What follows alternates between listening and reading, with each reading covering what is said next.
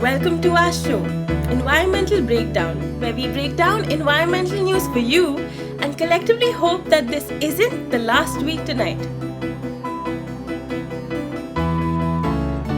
We are your hosts, and I am Ishita Mohan. And I am Shreya Rana. Join us every fortnight as we deliver updates on environmental issues, from climate change to environmental governance. Whether you're a curious mind or a dedicated activist, we break it all down so you stay informed. Because let's face it, the planet is sending us some serious warning signals, and it's time we started listening. With that in mind, let's get into the latest headlines shaping our world and our environment this fortnight.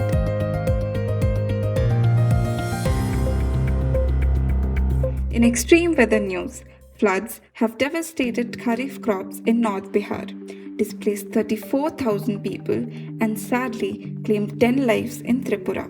On the other hand, deficient monsoon rains are hitting paddy farmers hard across North India. In not so climate news, but rather in the realm of pop music, Spain is investigating Katy Perry for an unauthorized video shoot on the Balearic Islands. Apparently, there's concern she might have caused some damage to protected dunes. Back home, the Borders Road organization is downplaying the environmental impact of the Char Dham highway project. They are clearing 17.5 hectares of forest in the Bhagirathi eco-sensitive zone. Yeah, that should be raising some serious eyebrows. In Maharashtra, the nomadic Dhangar community is speaking up. They are demanding dedicated grazing corridors in the state's forests. On the other side of the world, there's another problem brewing. Alien plant and mollusk species are hitching a ride to Antarctica on plastic rafts produced by the wealth of trash in our oceans. These gangster alien species are threatening the marine ecosystem there. Anyone who wants more information on alien plant species should definitely listen to the first episode of our podcast. Meanwhile, closer to home, in Sikkim, a landslide at the Tista Dam has damaged 6 homes, and now the affected citizens are demanding the NHPC dam to be decommissioned. Speaking of protection, it's not looking good for the Metukurinji flowers in the Western Ghats. Efforts to conserve it are falling short. Sister plant, the Neela Kurinji flower, has officially been labelled a threatened species. And it's not just the plants. Conservation efforts for the great Indian bustard are struggling too. There are only 2 great Indian bustards left in Karnataka. On the other hand, Sweden plans to kill nearly 500 of its brown bears as a part of its controversial licensed trophy hunting season, which started on August 21. Conservationists express deep concern. Speaking of controversy, a recent report found that 81 Indian rivers and their tributaries have extremely high concentrations of heavy metals. That's all for the news headlines.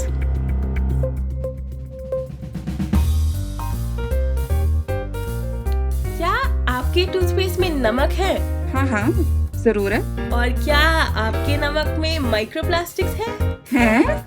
That's right. A recent study conducted by an environmental research organization, Toxics Link, found microplastics in all tested Indian salts and sugar brands. Today, we are diving to a topic so small, it might just slip through your fingers into your brain, quite literally. Grab your snacks and settle in, because today we are talking microplastics. Okay, beginning from the top, what are they? How are they formed? And why is this happening to us? Let's rewind a bit. Did you know that plastics started out as a solution to a resource problem? Before the 19th century, and I mean since ancient times, natural plastics or bio-based polymers found in horn, tortoise shell, and rubber were used for various purposes. Then, industrialization happened, and there was a scarcity of animal derived materials. And hence began the search for synthetic materials that would be strong, flexible, and heat resistant. Enter celluloid, aka the stuff that not only revolutionized the film industry but also produced your old sunglasses. Then Professor Utonium added sugar, spice, and nothing nice, creating the final product we know, love, and can't get rid of: plastic. Now let's get into the even more elusive microplastics. They're like the evil twin of regular plastic, smaller but more mischievous, like Scrappy Doo. Microplastics are defined as plastic particles smaller than 5 millimeters, and they come in two forms, primary and secondary. Primary microplastics, also known as microbeads, are more familiar than you think.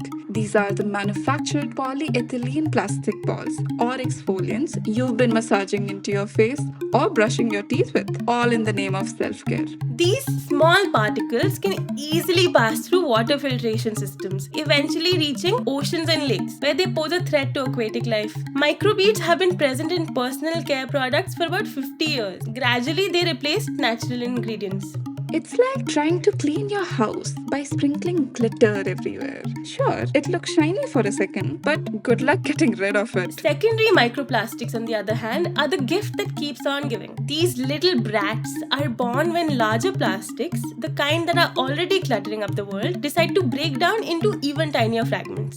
So, whether it's during use or after you've chucked it away, those plastics are out there, fragmenting and multiplying like rabbits. They increase in number as the fragments get smaller. For example, synthetic fibers from your clothes release microplastics. Washing a single synthetic garment can shed over 1900 tiny plastic strands. Just when you thought plastics couldn't get any more insidious, along come microplastics, sneaking into our oceans, rivers, and even our air. Eventually, these microplastics break into even smaller debris, nanoplastics, small enough to enter your bloodstream. Microplastics can come in all shapes and colors. They're omnipresent, hidden in plain sight, and they're persistent. They're steps away from becoming a god. A scientific paper discusses 9 planetary boundaries humanity must respect to keep the planet habitable. Researcher Gomez argued that marine plastic contamination is irreversible and globally ubiquitous, meeting two of the three conditions for a chemical pollution planetary boundary threat. So, now that we know where these microplastics come from, let's see where they've been found. That's easy. Everywhere. They are literally found everywhere. From the bottom of the deepest oceans to the top of Mount Everest. Inside polar ice, in the air we breathe, in rain and snow, in soil, in waters, in plants, and as we already said, in our salt and sugar. Bon appetit! And here's a fun fact, microplastics have been found in human lungs, placentas, reproductive organs, livers, kidneys, knee and elbow joints, blood vessels, and even bone marrow. And guess what? They're even inside the brain. So, if you've ever wondered why you can't remember where you left your keys, maybe it's not just age, maybe it's microplastics. Think about this. A study this year analyzed 24 brain samples and found that the brains averaged about 0.5% plastic by weight. That's right, part of your brain is plastic. Think about it. That is not fun to think about. But I also found out that brains with dementia and Alzheimer's had microplastic levels up to 10 times higher than healthy brains. What's even more interesting is that the study found that microplastics in 2024 brain samples were 50% higher than in 2016. Basically, our brains are collecting plastic as fast as the planet is. Wow, soon the Lego movie will be categorized as a documentary. Listeners, are you snacking right now? I hope you're not having a chicken nugget because they won't sit well after this next fact. Yeah, because experts found microplastics in 88% of our protein sources, especially in processed foods like fish sticks and chicken nuggets. So we're not just feeding our brains, we're packaging them too. Life is plastic and it isn't fantastic. Speaking of क्या आपके नमक में microplastics है, there's a lot of irony here. See, in the 1950s, India was ahead of the curve tackling iodine deficiency. They did this by making iodized salt a kitchen staple. By 1962, the National Goiter Control Program brought iodized salt to areas where goiter was a major problem, which made iodized salt a symbol of health and progress. But hold on to your salt shakers. Iodized salt also has a secret ingredient, the highest concentration of microplastic bits compared to any other salt, with concentrations ranging from approximately 6 to 89 pieces per kilogram. It is but obvious that these microplastics enter the human body through food ingestion and even just inhaling our fresh air.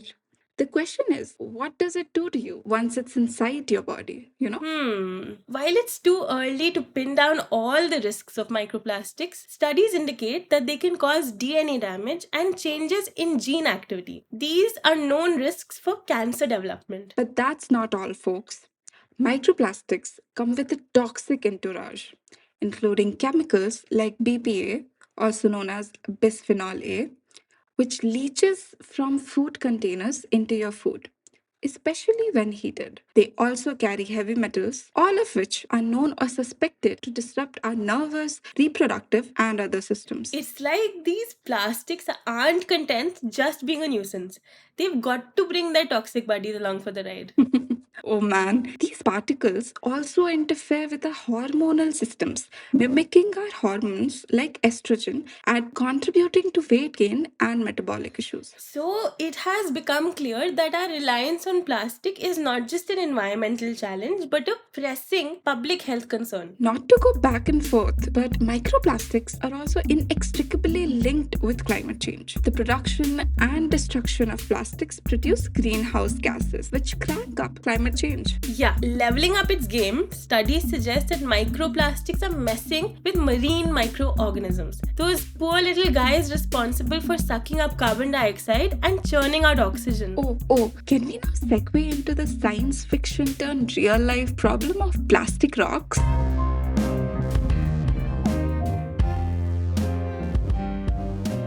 Yeah, I genuinely thought that there couldn't be any new discoveries in the year 2024. But lo and behold, plastic rocks. For billions of years, the earth had been quietly doing its thing, forming rocks out of good old fashioned materials like minerals and lava. But now we've managed to add a new ingredient to the mix: plastic trash. One scientist even said, and I quote, human beings are now acting as a geological agent, influencing processes that were previously completely natural. For example, rock formation. The global plastic pollution crisis has officially gone geological, folks. Now, these literally aren't just any old rocks. Scientists have classified them as plastiglomerates, basically sedimentary rocks held together by plastic. Pyroplastics are another kind which mimic clastic rocks, and there's plastistones. These resemble igneous rocks. The discovery is so new that scientists are still debating the name. It's like a Kardashian deciding its new baby's name. So, we've officially added plastic to the geological dictionary. They have been found all over the world, from Hawaii's plastic beach to Brazil, Bangladesh, Japan, and even the United Kingdom. Next time you're out for a hike and stumble across a weird looking rock, just remember it might not be a natural wonder. It could be our legacy of plastic immortalized in stone. There's a theory of novel ecosystems. This theory suggests that human influenced environments are emerging.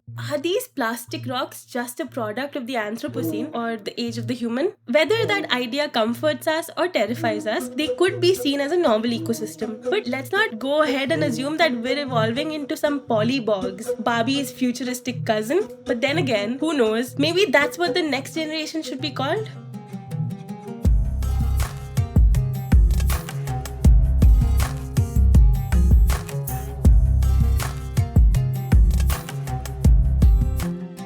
While research develops, solutions beckon. Scientists are exploring options like plastic eating microorganisms and biodegradable bioplastics. Additionally, there are efforts to develop water filtration systems and chemical treatments designed to eliminate microplastics. Some have even gone a step further, upcycling plastic waste into high value materials like graphene. This is a wonder material. It is one atom thick, stronger than steel, harder than diamond, and lighter than aluminium. Scientists are tackling the problem from both ends, using plants to combat microplastics and employing AI based solutions. And what is the government doing about this, you ask? Considering the scale of the problem, you'd hope governments are fighting tooth and nail to find solutions. But unfortunately, India doesn't yet have a policy on microplastics. In fact, by 2024, India is set to be among the top four. Yes, you heard that right. top 4 contributors of microplastics released into water bodies. However, in July 2022, the government did ban certain single use plastic items like plates, cups, and thermocol. But you've been around, listeners, you know how effective the ban has been. The disposal of plastic waste, whether accidental or intentional, is extremely problematic as it tends to accumulate. At the end of its life, plastic has only 3 fates. You can burn it, And maybe get some energy out of it? try to recycle it, Good luck with that. or just toss it into a landfill or the ocean, because why not? Since 1950, 79% of all plastics have been dumped in landfills or the environment. Alright, folks, so it's obvious that we need to take a long, hard look at our lifestyles because, like it or not, microplastics are everywhere. They're like some twisted version of God, omnipresent but far from benevolent. We have got to start questioning our habits. Fast fashion, those 15-step skincare routines with plastic-filled face wipes, and how we're churning out products like there's no tomorrow. Start small. Look at what you buy, what is in it, and how much trash you're generating. Once you've done that, it's time to raise an eyebrow at our governments and those corporate overlords who are busy turning the world into a Kalyug while keeping us blissfully distracted with cooling sheet masks. Let's pull off these masks and start asking the tough questions. Something that could last forever should not be a single-use plastic, right? Before you rush to share this on WhatsApp, stop and think, where are we headed? And before you start hoarding glass jars and so-called eco-friendly products, try to work with what you already have. Let's not fall into the trap of overconsumption in a bid to save ourselves from the looming plastic apocalypse. Now that you've soaked up all the plastic and microplastic facts we could squeeze into this podcast, let's shine the spotlight on you. Whether you're lounging in a chair, squeezed into an airplane seat, or even paragliding while listening, how much plastic is in your orbit? Start counting. For me, it's my phone, my slippers, the plastic toothbrush I just used, my clothes, my bed sheet, my glasses, and even my watch. Plastic everywhere. And what about you? Welcome to the bright side, where we balance out the doom and the gloom with a healthy dose of optimism. Because happiness can be found even in the darkest of times. If one only remembers to turn on the light. Oh, I've got some real good news, Ishita. Deforestation in Colombia has fallen to a historic low, that is, by 36% in just 1 year. whoa, that is huge. Especially when you consider that 1/3 of the Amazon, or the world's largest rainforest, is in Colombia. Exactly. This didn't happen by magic either. Indigenous activists who depend on the Amazon for their homes and livelihoods have been campaigning for years, and their efforts are finally paying off. That's what I call a tremendous achievement. Sorry. You should be. You know what else is historic? A court in Ecuador just granted a river the right to not be polluted. Wait, what? Yeah, the court ruled that pollution violated the rights of this river that runs through Quito, the capital. It is a groundbreaking decision that could set a precedent for environmental protection worldwide. Okay, let me give you one more. There's some good news for our feline friends. The Iberian lynx is no longer on the brink of extinction. The greatest recovery of a cat species ever achieved. This big kitty is back thanks to some serious conservation efforts. And it's not just the lynx making a comeback. Once driven to extinction thanks to rewilding programs, the European bison is back, roaming freely in European forests. And there's even hope for some rare trees in Tanzania. Conservationists found 2 specimens of a tree feared to be extinct, Militia saxluxi. So, whenever the world feels a little too dark, just remember, there's always a bright side. Whether it's the forest being saved, a river gaining rights, or a lynx on the prowl again. And with that, let's keep a lookout for hopeful horizons. Until next time on Brightside. Now, it's time for our brand new roulette segment, the Wheel of Revelations. Here's how it works. We spin the arrow, and wherever it lands, we've got a treat for you. Could be a joke, a riddle, a quirky fact, or something delightfully unexpected about the environment. So, Buckle up and hold on to your headphones as we give that wheel a spin. Oh, so it's landed on Fact of the Day. And boy, do we have a wild one for you. Did you know that animals can sometimes fall from the sky? Sounds like a plot of a sci-fi movie, but it's true. This rare meteorological phenomena called animal rain has been reported throughout history. We're talking all the way back to the 1st century AD, when Roman naturalist Pliny the Elder wrote about storms of frogs and fish, right up to 19th May 2016 when it literally rained fish in the Srikakulam district of Andhra Pradesh. Now, picture this. You're caught in a rainstorm, but instead of droplets, it's fish, frogs, spiders, jellyfish, worms, and even octopuses plummeting from the sky. The leading theory is tornadic waterspouts. These are mini tornadoes that can swoop down, scoop up unsuspecting creatures from ponds, lakes, or more, and yeet them several miles away. Scientists haven't actually caught one of these fishernadoes in action yet, but they're pretty convinced it's the culprit. So, next time the monsoon clouds roll in, you might want to grab an umbrella because it could be cloudy with a chance of frogs. If you want more information on these topics or you are curious about our research process, do sign up for our upcoming newsletter and visit our blog. If you have any queries or comments, please reach out to us at environmentalbreakdown2099@gmail.com. Thanks for tuning in to Environmental Breakdown. We'll be back in a fortnight with more stories. Because why stress alone when we can freak out together.